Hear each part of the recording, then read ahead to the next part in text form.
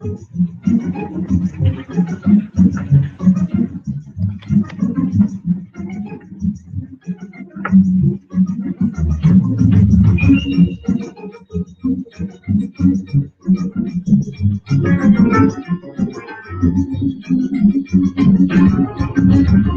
anticipate in the next 10 to 12 years, approximately 86 million Hispanics coming into the United States and 41 million Asians. You have been the majority minority for 400 years in this country. You have been the number 2 population for 400 years. You're going to get kicked out of being number 2. You're going to go down and become number 4. Now, common sense, even a 3rd grade education would tell you, if you didn't get anything when you were number 2,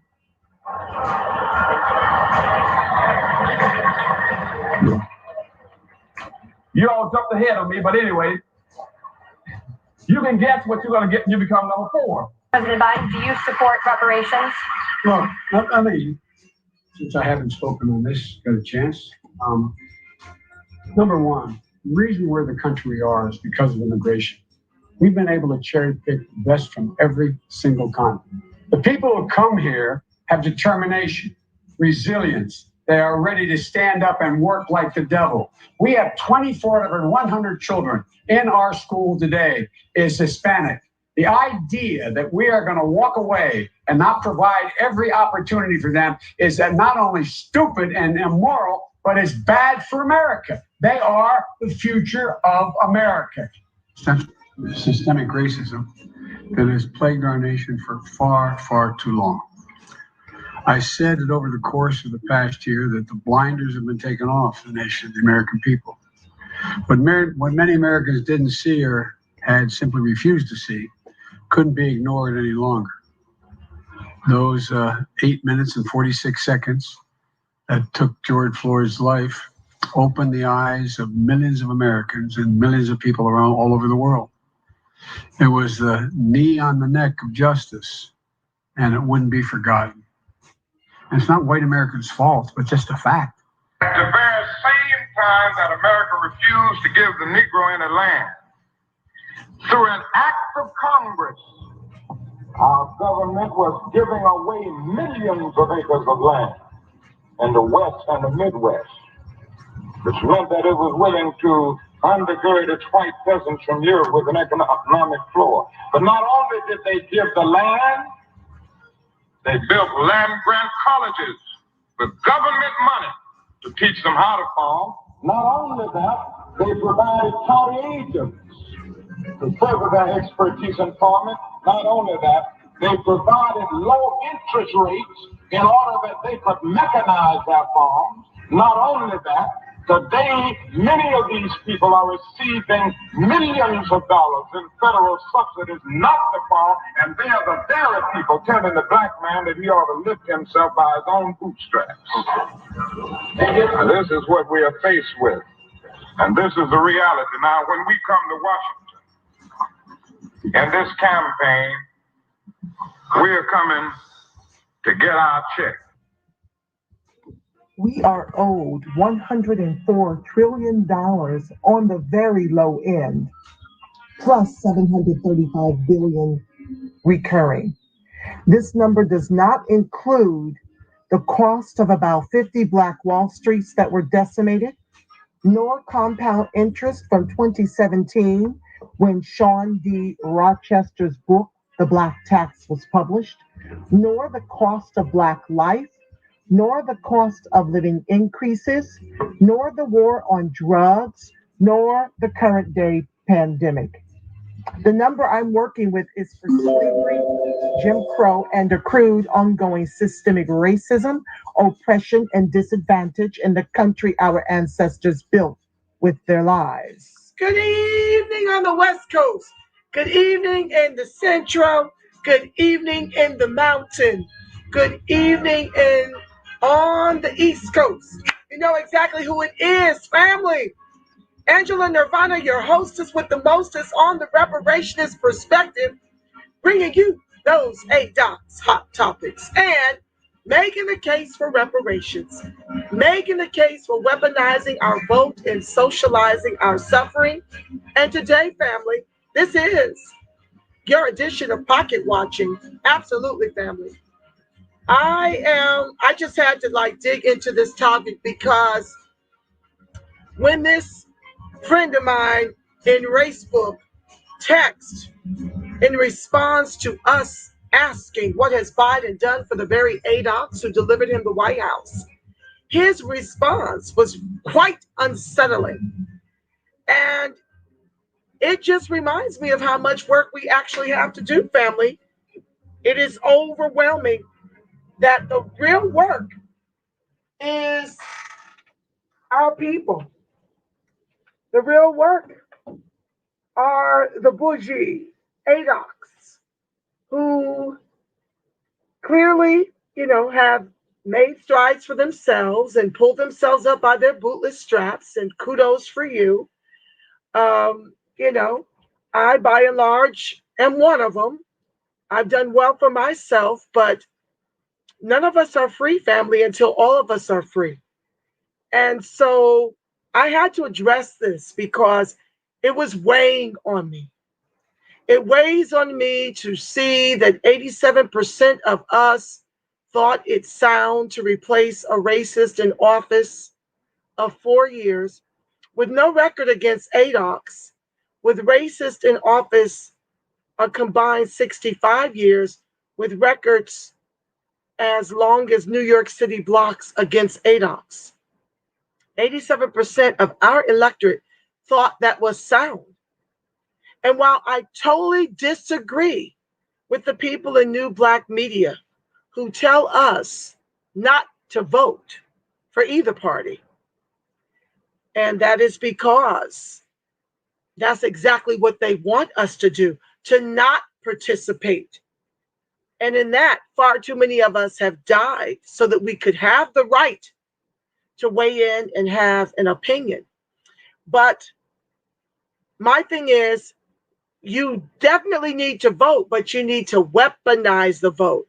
A trifecta of either party gets us George Floyd 9 minutes, 29 seconds to the neck, literally and figuratively.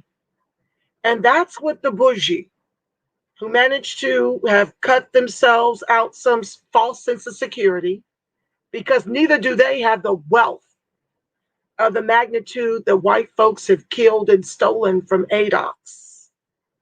They don't have that wealth to leave inheritable generational wealth to their children. But they've got everything to say to give cover to the Democrats, who are no better than the Republicans.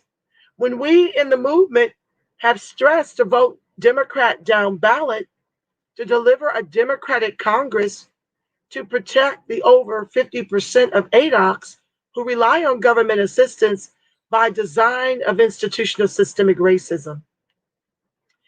But where we grossly miss the mark, in my humble opinion, is vote anybody on the top of that ticket.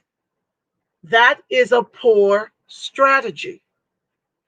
The only way this works for us as a people at this late stage of the plan to ethnically cleanse us up out of the country our ancestors built with their lives, or at the very least, the plan is to make us the permanent anchor of this country with 3Ks, capitalism with 3Ks, and make us eat the cost of slavery. So we must weaponize the only commodity we've got, akin to what Dr. Charles Morris, pastor of Abyssinian Church, recommended when we delivered Teddy Roosevelt the White House, and he dishonorably discharged 167 Buffalo soldiers who were wrongfully accused of murdering a second white man after being quarantined to their barracks for being wrongfully accused of murdering the first. Dr. Charles Morris said, "You shot us when our guns were empty, and for that we're going to return the same by delivering a blue top of the ticket," because we were Republicans then, and deliver a red Congress to protect the Black South. What I am imploring upon us is to move as a block and deliver a red top of the ticket and a blue Congress to protect the over 50% of ADOCs who rely on government assistance by design of institutional systemic racism. What's up, Brian Johnson? I see you, family. Thank you for joining the live. And for those of you who have yet to chat where you're swinging bricks from to help the reparationist movement, welcome to the live. Please like, share, subscribe, turn on your notifications. But this is very concerning to me. Brian says voting the lesser two evils is another setup to fail. You're not voting in a pastor. Okay, like this is serious business, family. We have voted blue no matter who to our own people's peril. And I'm going to go through this atrocious Facebook exchange with one of my friends in Facebook because I need you to understand how troubling it is, the mindset of the very bougie ADOCs that are giving Biden and Obama cover for the fact that they've done nothing explicitly for ADOCs who delivered them the White House. They like to use the same benign neglect of our people as the white inferior glacier donkeys that run the country. And they like to give them cover. And so we need to understand what we're up against. We need to understand that this fight is as much against the kinds of individuals that wrote this in the Facebook as it is white folks. It's really disconcerting, but it's the absolute gospel truth. So let's dig into it because I don't want to be here long. I don't want to keep you long, but I have to tell you what we're up against. So in response to our inquiries, our incessant inquiries as to what has Jim Crow Joe done specifically for ADOCs who delivered him and Obama and Obama, the White House. This is his response. And so far, he's got 35 likes. So what has Joe Biden and or his Democrats done for Black people? Some of the poorest people in the USA. Now, let me speak. This is the kind of BS that comes out of Biden's mouth. He can go to Tulsa, run down the history after running through, the very corporate memorial about the Tulsa race massacre. I share with you guys that corporations gave $30 million to build a museum to talk about the race massacre that decimated us economically, but refused to give the living descendants who are in their hundreds now, the eldest being 107, next to her 106. I can't recall the gentleman's age, but he's up there too. Over making them whole so they can have a legacy of generational inheritable wealth to lead to their children and grandchildren and great-grandchildren. You see, they've lived the last 100 years in abject poverty behind what these white inferior glacier donkeys did out of jealousy and to neutralize them in the vote. Okay? So this particular ADOCs, this bougie ADOCs, can sit up here and acknowledge the fact that we are amongst the poorest people in the U.S., akin to how Biden could lay down the history after a 1-hour tour or so of the museum. He could come out there and lay it down and talk about even its current day oppression of our people, not just in Tulsa, but in the whole entire country. They can run it down, A, B, C, and Z, okay? But they don't have any intentions on doing a damn thing about it. This bougie ADOCs, nor Biden. And these bougie ADOCs are our biggest problem. They symbolize income with no wealth. But they want to act holier than thou because they've got to now justify why they did not hold Biden to any tangibles in exchange for our vote, akin to the other groups who are getting broke off lovely, and we're going to talk about it. So he can acknowledge that we are the poorest people in the U.S., and then he run down 9 ways in which nobody, what he's done for Black people. Let's talk about it. Number 1, 3 stimulus checks, $1,200 plus $500 each dependent, $600 plus $600 each dependent, which happened under who? Trump. Biden came in with an additional $1,400 and $1,400 for each dependent child. That was under Biden. He says that was a $3,200 minimum. Now, how does this fix ADOX? Help me understand. You can put it in the chat. How does this help ADOX?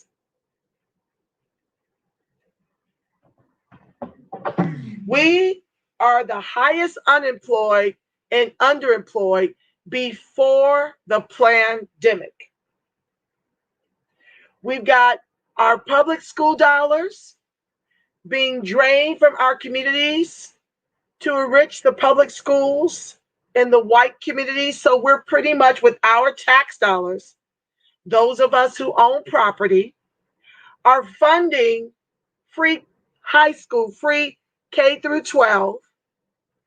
We're giving a private education to white students with public dollars that are ours, while our children get set up for the preschool to prison pipeline. We're being executed by state sanction from the race soldiers. We've had a anti-lynch bill for 100 years that has not been made into law. Most of our businesses are sole proprietors because they don't give lending to us.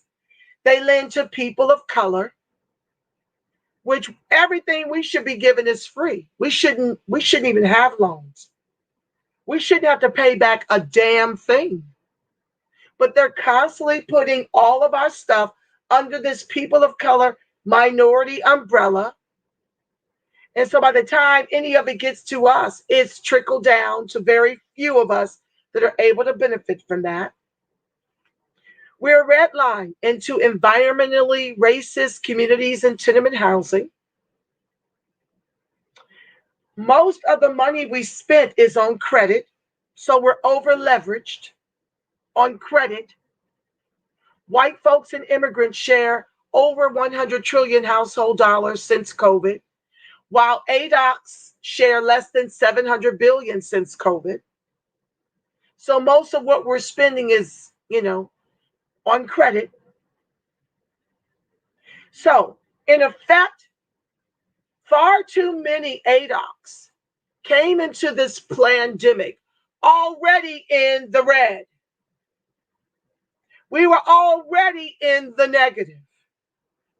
But you want to act like these measly pandemic dollars that benefit everyone somehow is Biden giving ADOX money specifically for Black people. This is what he claimed in trying to defend the defenseless,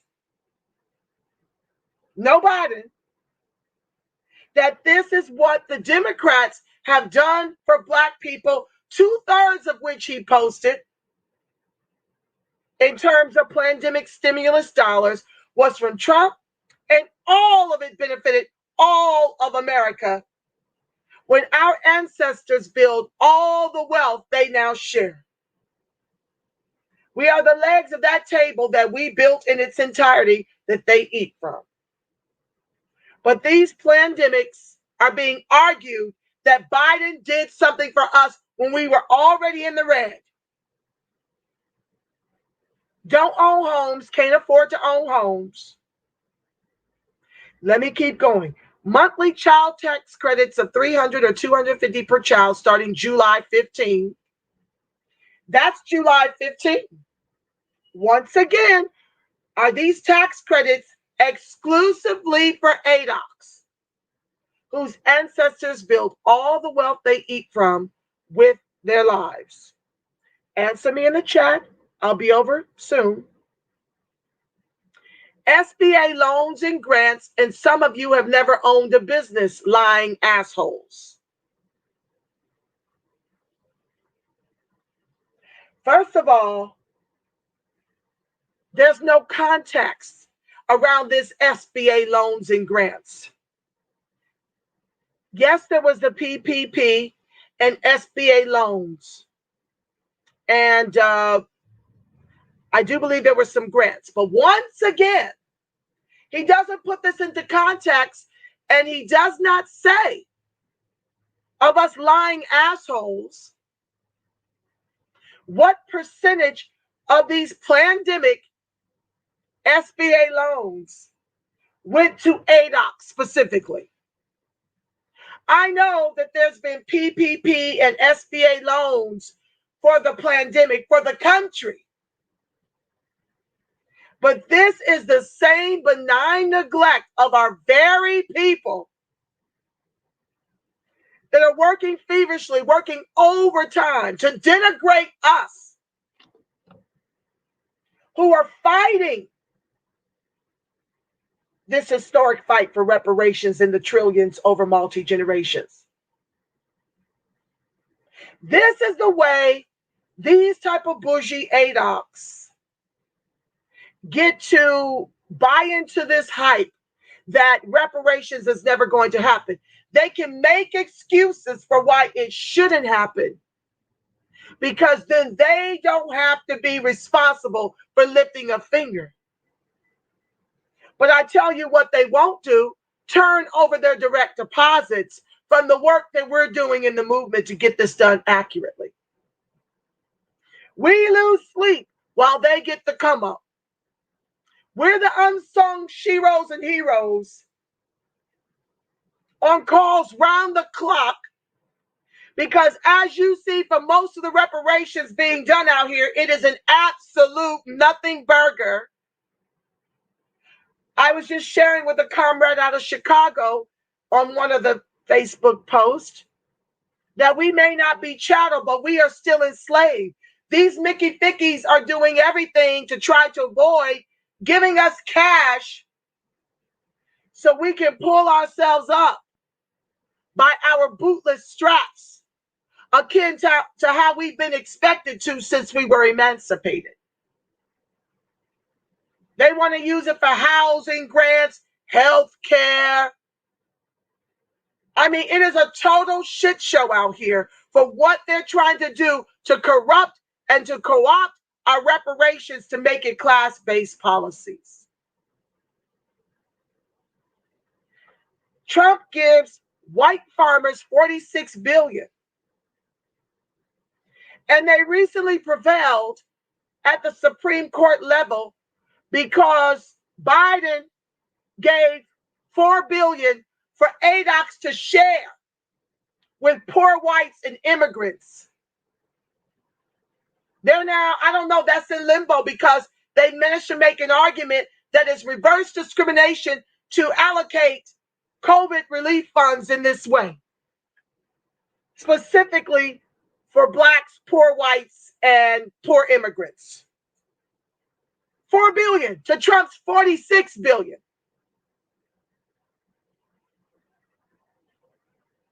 And so what you have in reparations is an opportunity to do cash repair for ADOCs exclusively so that we can run our own lives and leave our children the generational inheritable wealth that these white folks killed and stole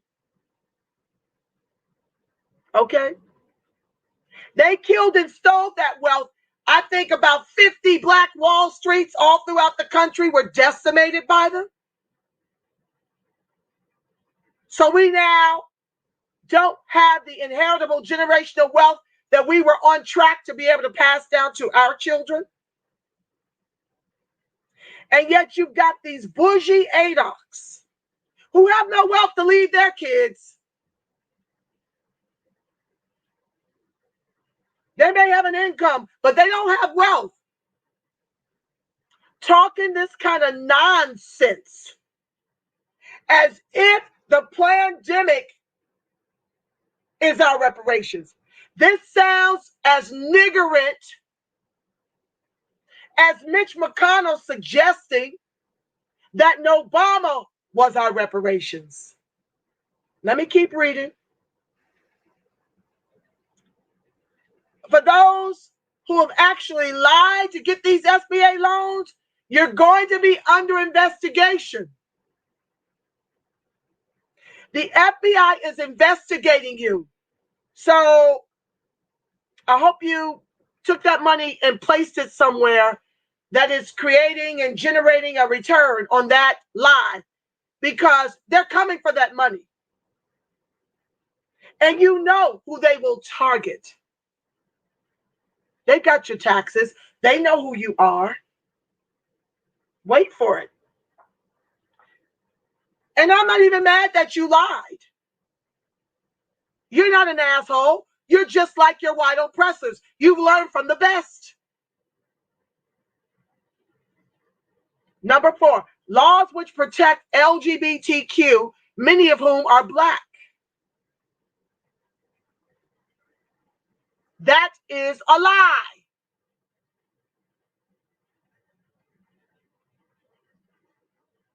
Maybe 6% of LGBTQ are Black. The rest are white.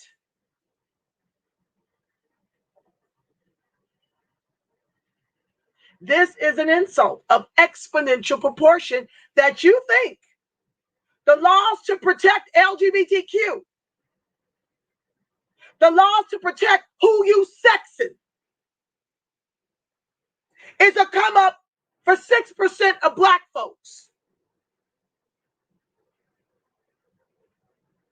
Number 5, forcing federal agencies to assess whether and to what extent its programs and policies perpetuate systemic barriers to opportunities and benefits for people of color and other underserved groups, and to redress them. Where's that? What's that got to do with ADOCs? What does people of color and other underserved groups and redressing those people's anguish have to do with our 400 plus year Holocaust here in the country our ancestors built with their lives? When we've got an anti-lynch bill that can't be made into law since 100 years, but the very Asians who just started getting assaulted last year since the pandemic for creating COVID in a lab, 94-1 in the Senate voted to give them protections. And they've got 125 million from Biden administration.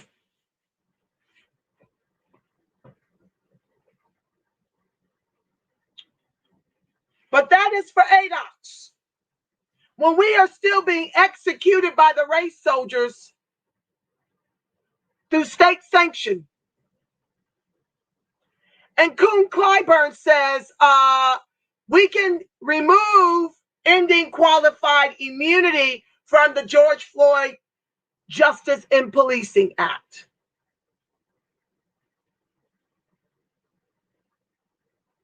Never hold them accountable.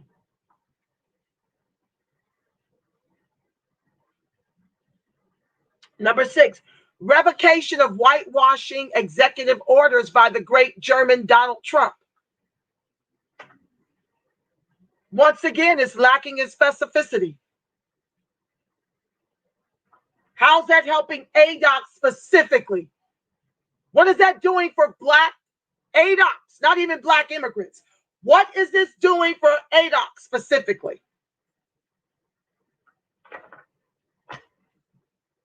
And what executive orders are you talking about? Specifically. 35 people like this bullshit, family. This is what we're up against. This kind of mindset, this kind of symbolism is getting in the way of this historic fight for reparations. You need to know. You need to know. A, Executive Order 13. Oh, he lists them. 13950 of September 22nd, 2020. Combating race and sex stereotyping. How has this helped ADOCs? I don't feel a difference.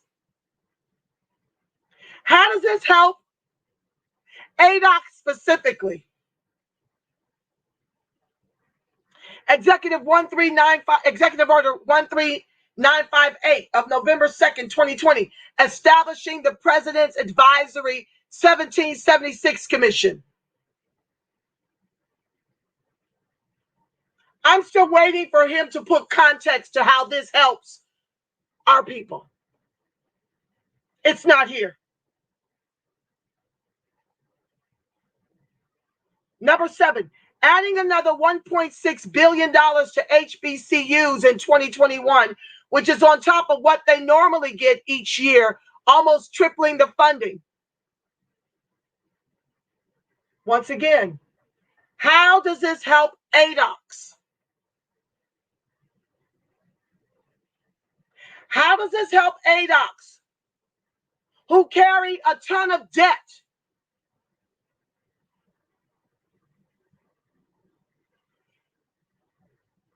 Ban private prisons on the federal level.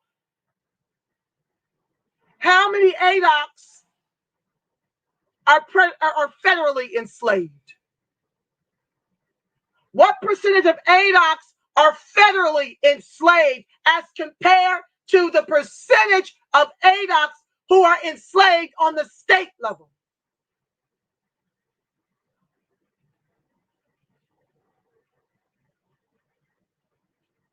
Directed HUD to strengthen the Fair Housing Act.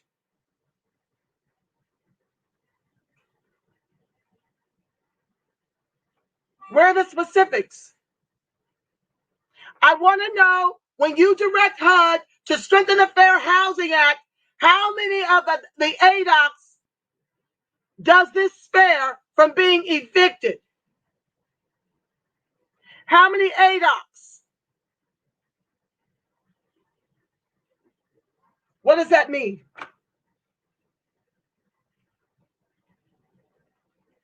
There is more legislation that has already been approved by the Democrat-led House, but low-down dirty Republicans, i.e. ancient Romans, in the Senate vowed to maintain their role as the natural-born enemies of Black people. Didn't 8 Democrats vote down $15 per hour minimum wage? Isn't the very Democratic mansion standing in the way of our Voting Rights Act?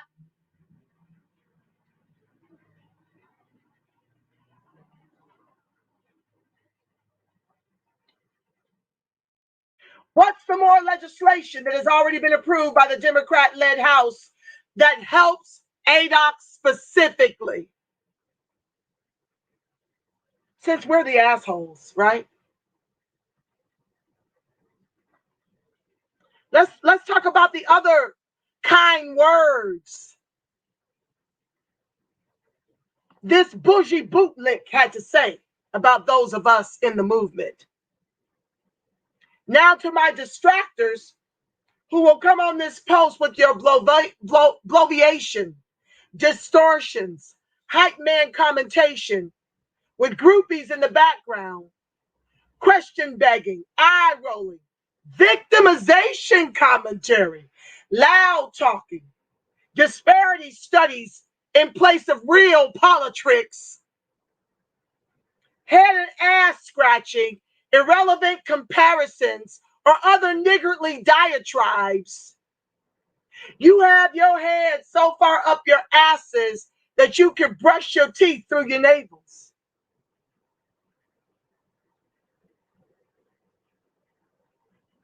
This is what we're up against.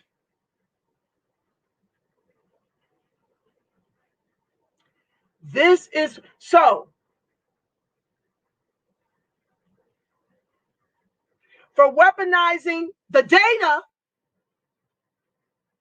against the Democrats to prove they ain't done shit for the very ADOCs who delivered them the White House.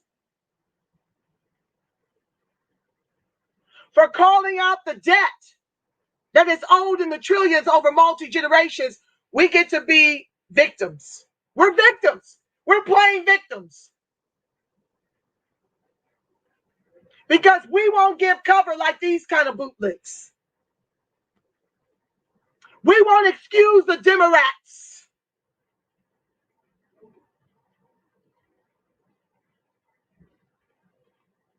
So we get victim shamed.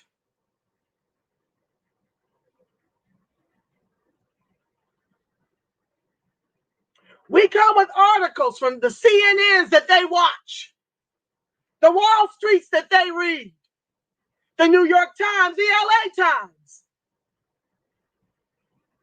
You can bring all that evidence in their feed, of which I did, of course.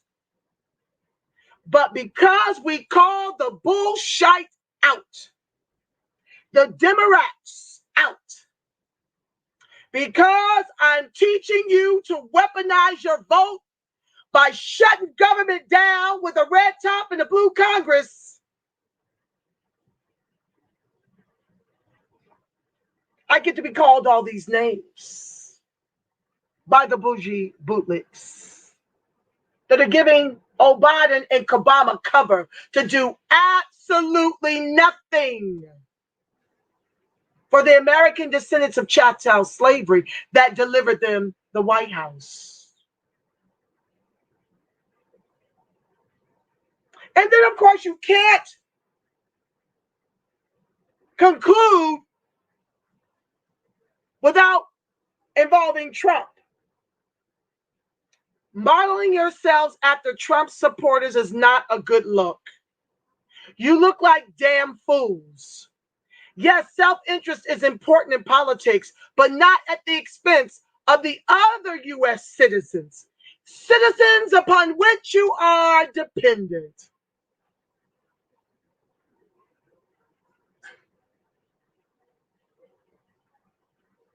When they don't have clear answers to how we became the anchor of this country's capitalism, they resort and reduce themselves to this kind of name calling. You must be a Trump supporter to call out the fact that we keep voting blue no matter damn who, delivering the Democrats the White House,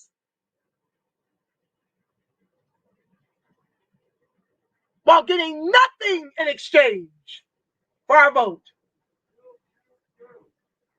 You must be a Trump supporter for calling that out, for calling them out.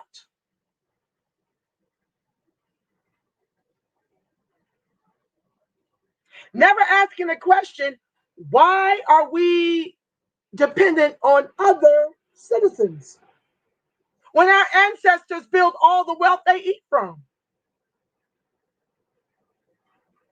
Why do we now have to be dependent? Biden already set the stage for that. When the civil rights leaders just begged the man, can we at least get something passed so these race soldiers won't continue to execute us with impunity? Biden told them what? The Hispanics run this. Get used to it. When asked on the debate stage about our reparations, Biden said Hispanics built the country. Get used to it. We're not leaving them out. We're going to take what was owed to you now that we've neutralized you economically. We're going to weaponize it against you because our capitalism needs an anchor. And our plans are hundreds of years in the making. And because you've been neutralized economically, you won't impede on those plans to replace your vote with the immigrants.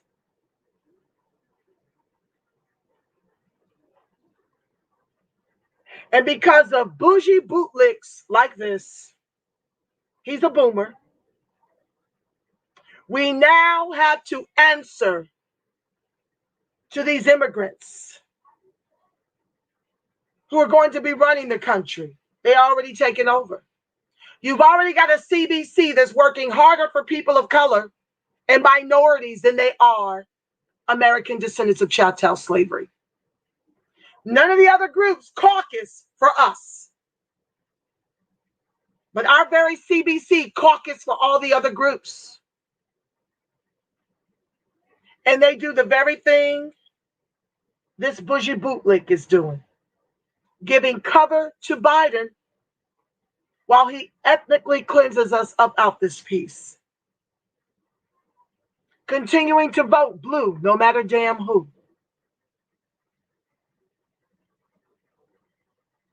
Family, we are out of time. We are out of time. We must weaponize our vote in 2024 or it's a wrap.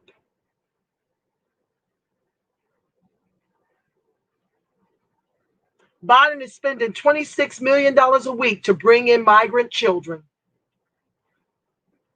to rejoin them with family or to give them places for adoption. We are being replaced. This is no joke. This is what continuing down this vein of vote blue no matter who is doing to our people. And until we shut it down, we will continue to be on the bottom as the anchor of this country's capitalism. So let me just give you a few headlines.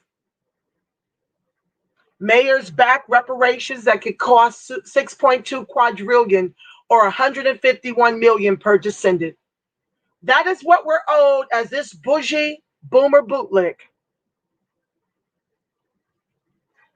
is calling us names because we're not grateful for the Plandemic shekels being thrown at everyone.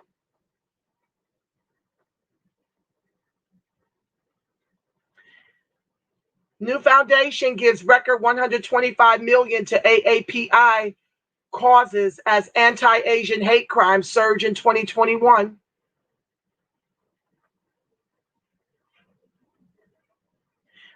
Tribes to receive 31 billion in relief funds from American Rescue Plan.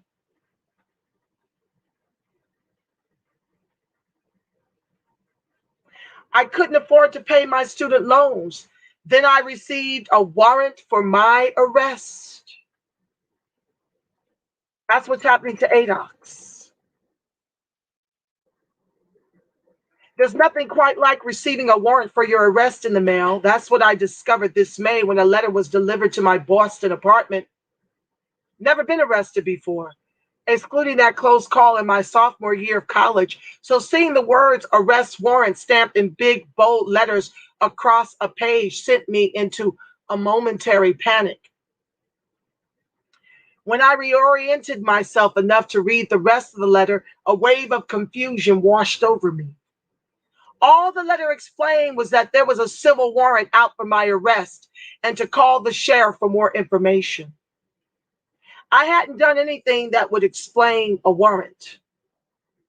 When I called the sheriff's department, he explained to me what was going on. The warrant was related to my unpaid student loans from Boston University in a last effort from the collections company to force me to appear in court and to make payments. If I didn't address the warrant, the danger of being arrested could become very, very real. According to an American Civil Liberties Union report earlier this year, in 44 states, local judges are authorized to issue arrest warrants for debtors who fail to make post-judgment appearances in court, or fail to provide information about their finances. While all U.S. states prohibit imprisonment for civil debt, you can still face contempt citations and jail for disobeying court orders designed to satisfy money judgments. This is what happened in my case. Or you can be pulled over by a race soldier and executed by state sanction. Because when they look up this warrant, now they've got a reason. I told you their bullets don't know pedigree. Almost 10 years ago, I was a bright-eyed 18-year-old high school senior, and Boston University was the school of my dreams. I was enamored with the crimson colors and Terrier insignia, and despite the hefty yearly price tag of $54,000, I knew BU was where I wanted to go. I got a decent scholarship package and signed my life away on student loans to cover the remaining tuition. But after starting at BU, I quickly grew to hate it. The population of students of color was abysmally low, and I found myself constantly confronted with racial microaggressions. After a mental health crisis, I had to withdraw my second year of attendance, carrying with me a debt for a degree I never obtained. 6 months after withdrawal, Boston University promptly began hunting me down to collect on the debt. While I was able to defer for a year after dropping out, once I got a better paying job, repayment became necessary. The lowest I could get the payments down to was $150 a month, which was roughly 1/10 of what I was making. Did you hear me, family? He was making $1,500 a month. This was in addition to my federal student loans, which cost me another $200 a month. On top of that, I was working as an independent contractor and had to pay taxes out of pocket. A series of financial pitfalls, including a car accident while living hand to mouth, caused me to become delinquent on my loan. And once that happened, the account went into collections. My delinquent loan also meant that I couldn't get financial aid for school. I had tried to re-enroll at a less expensive public state school after leaving Boston University. When I set up a repayment plan in 2017 to try to pay off my delinquent loan, my monthly payments were too low and not considered sufficient enough for the lender. That's when they took me to court for the first time to force me to pay a larger amount. I was out of the country at the time of the first court date, and when I returned, I received a judgment letter in the mail. The court had ruled in the favor of the lender. I continued to try to pay what I could to keep up, but fell behind. Me speaking, the interest continues to accrue on these student loans. That's why a $5,000 student loan could amass into a $25,000 debt for you when you get behind. My story isn't at all uncommon. An estimated 44.2 million Americans live underneath the weighty thumb of student loans. The average monthly student loan payment is a hefty $351. When we look at students of color who attend college, the numbers get worse. Black students who get their bachelor's degree owe an average twice as much as their white counterparts. 4 years after graduation with accruing interest, Black students owe on average nearly $53,000. Black and Latino students are also more likely to become delinquent on student loan repayments due to a number of factors such as lack of generational wealth, predatory loan conditions, and the disparity in job acquisition and earnings after attending college. Black people are attending college at an astounding rate. In the past decade, the number of Black students going to college rose 10 to 15%. But doesn't that mean we're also accruing more crippling loan debt that could impact our future cash flow? Me speaking. Our affirmative action benefits higher for white women, immigrants, and LGBTQIA before they'll hire us. So they're not even hiring us, which gives us the highest rates of unemployment and underemployment in the nation.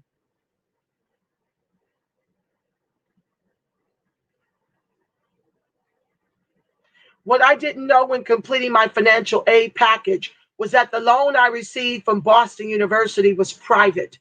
Private student loan debt volume hit 7.8 billion with a B from 2014 to 2015 and is only growing. While federal student loans have base limitations, private lenders have the ability to not only charge higher interest rates, but also to sue you for repayments. The government can drag its feet prosecuting student loan delinquencies because there is no statute of limitations. However, private lenders only have 6 years, depending on the state, after your last payment to get their money back from you and can sue you and even put out a warrant for your arrest, forcing you to court.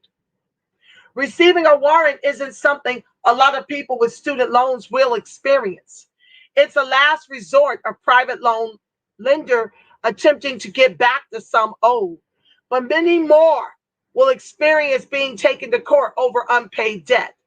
Boston University, a private institution that recorded over $157 million in operating reserves in 2017, has the power and the money to weaponize the legal system to intimidate cash-poor students into paying back old loans.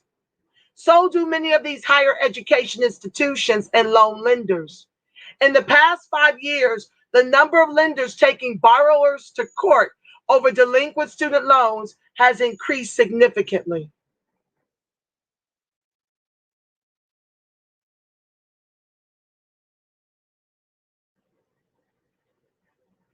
I'm going to stop there and see what you have to say about it. We'll pick it up tomorrow. What's up, Sincere? I am here. Number one, I see you, family. Thank you for joining the live. Be sure to like, share, subscribe, and turn on your notifications.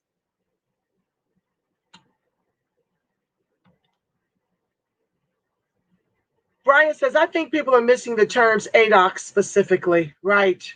Hi, William Dinkins. I see you, family. William says, because we are old, and it also excluded ADOS. Yeah, ADOS, FBA, B1.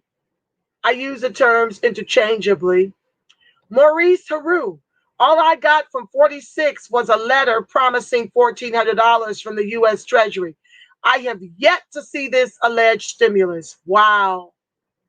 You better call the IRS about that, Maurice. You got money. You need to call and lean in, family, till you get your money. William says, no, they're for everyone with kids.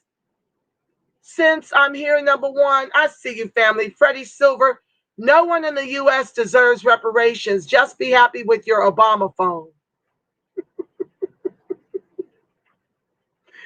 You see what we're up against, family? Lean in. That's all I can say to that. I'm not losing my voice over these Nimrods.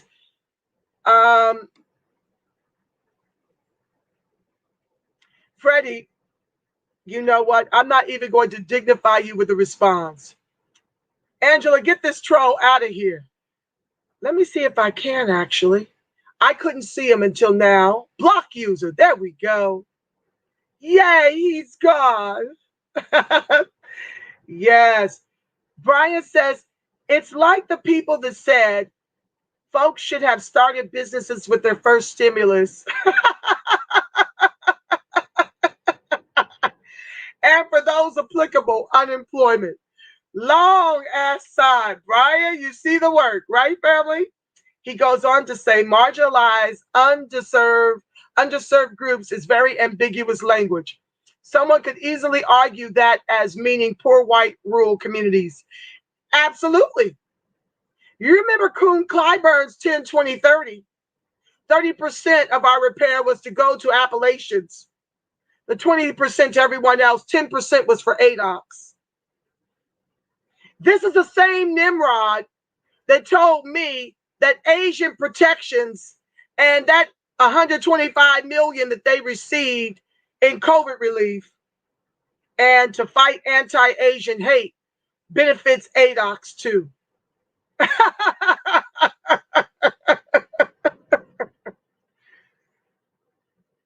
They got theirs and are waiting to die. Yeah, you're right, family. They don't think they need anything else, nor do they want us to have anything better. Yep, you're absolutely right about that. Since I'm here, one says HBCUs are being flooded with immigrants and cost too much. Absolutely. I can't even find the research to figure out of the 76% blacks from 2015, that is 13% whites.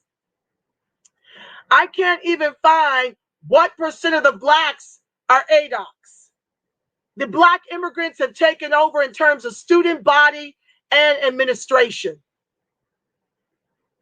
And this is why here in California, we're getting an ethnicity bill passed to identify as Black American descendants of U.S. chattel slavery. We're getting specific. So when we go in here and make these demands, it will be specifically allocated for ADOX. And these are the projects you guys need to take over. To hell with taking over the very white NAACP and National Urban League, as you were prior, instructed to do way back when.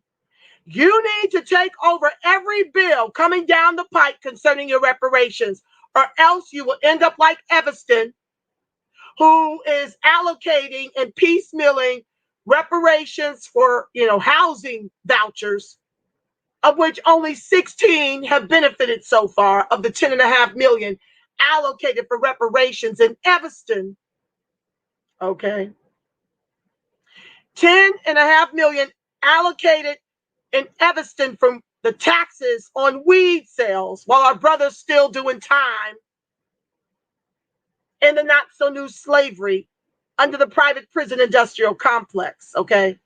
They want to use those weed dollars, those taxes from the white-owned weed shops in our communities to pay 10 million or so in reparations and tell the people how it should be spent. So you may not be chattel, but you're still their slaves. Don't get it twisted. They don't want to give cash reparations because they know we will rebuild Black Wall Street and run this mother sucker. And their capitalism needs an anchor.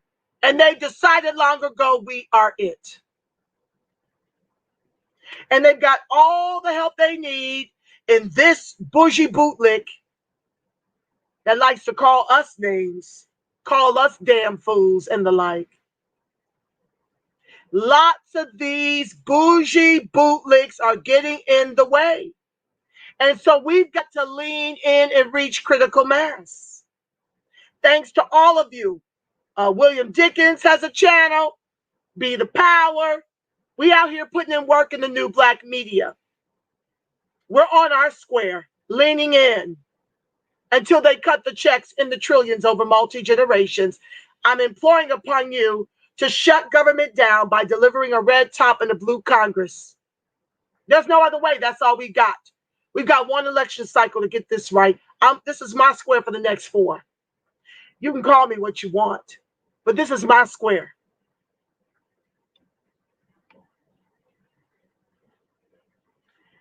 Since I'm here, one sounds like something Roland Martin would say. Oh yeah, he's of that ilk. He and his fellow bootlicks are of that ilk. It's tragic. Brian says, citizens upon which you are dependent. Are other groups that dependent upon us so as to not have a self-interest mentality? Brian, you always come with the fire. Why should we be dependent on government and immigrants when our ancestors built all the wealth they eat from?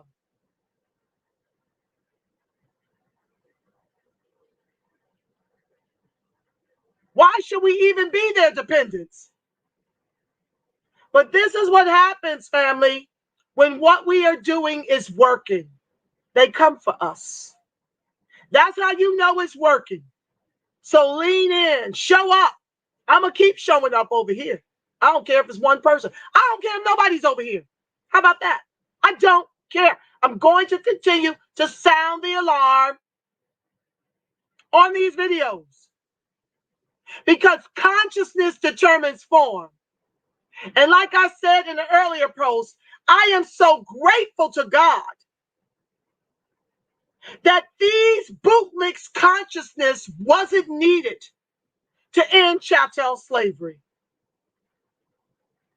So I may or may not see the reparations in my lifetime. But what I know is for the people who sound the alarm before me and the people that come after me and the people during me are pushing this through our consciousness until it becomes form. We are putting our collective consciousness around reparations, akin to how our ancestors put their collective consciousness around ending chattel slavery and getting the civil rights we benefit from to this day. It takes consciousness to do that. Because these white folks won't do it of their own volition. It is up to us to bring this through faith, which is the substance of things hoped for, the evidence of things yet to be seen. Lean in. On warrants and government-sanctioned executions, think back to Daunte Wright. Oh, yes. Pulled over for expired tags during a pandemic when no one can get in to renew their tags easily at all. I'm still fighting with my insurance company and the DMV trying to get records straight. That 22-year-old young man lost his life. So when they run your plates, just because expired tags or not, and you get pulled over because you got a warrant for your arrest over the student loan debt because the affirmative action intended for you to make you whole post your emancipation benefits white women, immigrants, and LGBTQIA. Woe be unto you and how that turns out as you cape for no Biden and his lack of specifics going on 7 months for ADOX, who delivered him the White House. Y'all voted to unseat Trump. And now we're left this mess. It's exhausting, quite frankly. Black Magic, I see you, fam. And Jim Crow Joe is responsible for not being able to have student loans dismissed by BK. He signed the bill.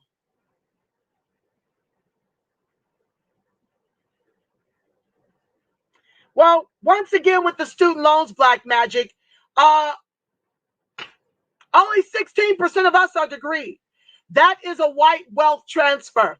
I'm not for erasing student loan debt for everyone. I'm only for erasing student loan debt for ADOX. I'm only for grants for small businesses and free homes for ADOX. I'm not for it for everyone. So I hope that fails epically. Because if it doesn't, you're talking about class-based policies which don't fix race. What about the other 82% of us? Is that right? 84%. If 16% of us hold degrees, what happens to the other 84%? That's like in Evanston, right? They've got $10 million for reparations and go tell you we're going to use X, Y, and Z for housing vouchers and only 16 benefit. I'm not for that.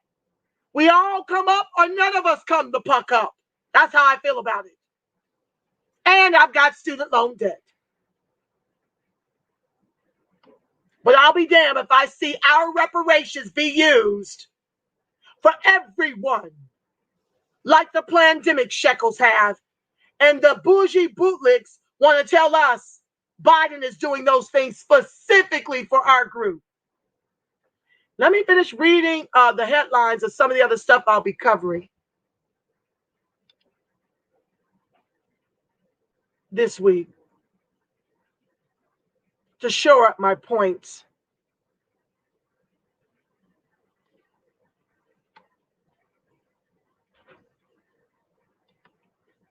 Hold on.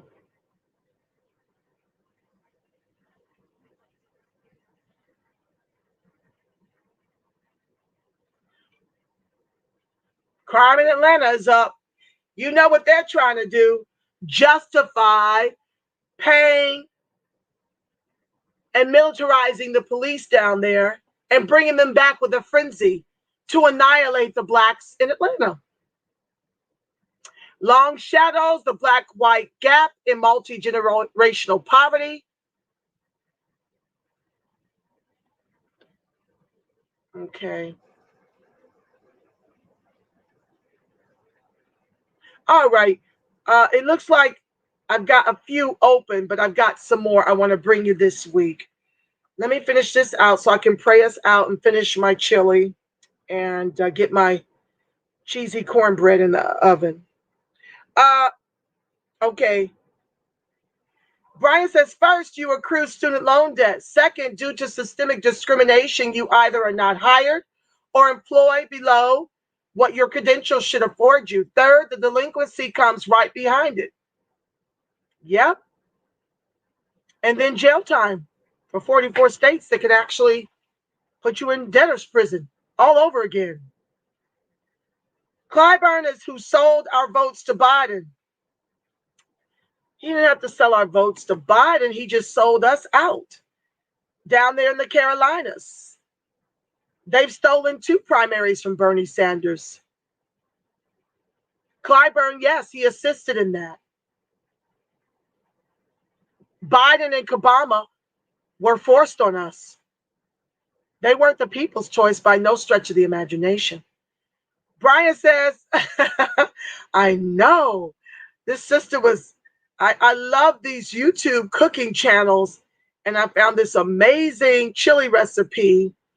You top it off with sour cream and cheese and jalapenos. And I saw a sister making cheesy cornbread, Jiffy, but she threw some cheese in there with the eggs and the milk. It looks incredible. So we're going to try that.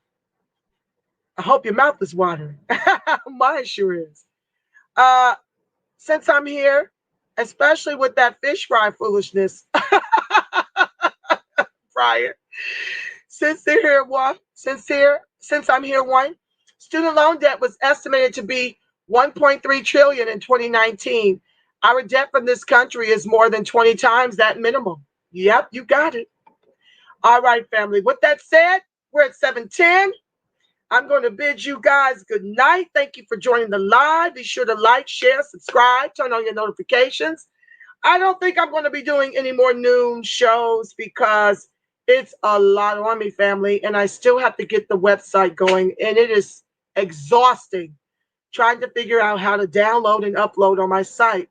I'm making some inroads, but not all the way done yet. So yes, I thank you guys so much for joining the live.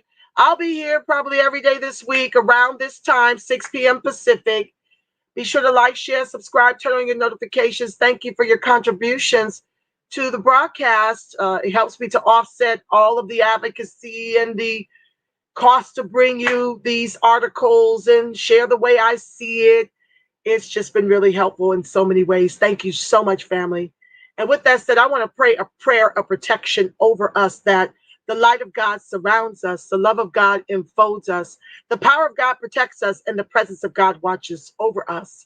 Wherever ADOX and our allies are, God truly is, because, family, you are the face of God.